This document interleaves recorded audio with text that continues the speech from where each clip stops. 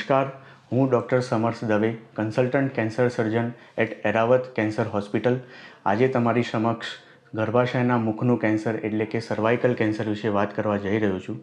Cervical cancer એ ઇન્ડિયામાં મહિલાઓમાં one of the most common cancer છે કે જે બધા જ કેન્સરોમાં 18% મહિલાઓમાં સર્વાઇકલ કેન્સર થતું જોવા મળે છે અને દર વર્ષે અરાઉન્ડ 1,25,000 જેટલા નવા કેસીસ સર્વાઇકલ કેન્સરના આપણા ભારતમાં જોવા મળતા હોય છે.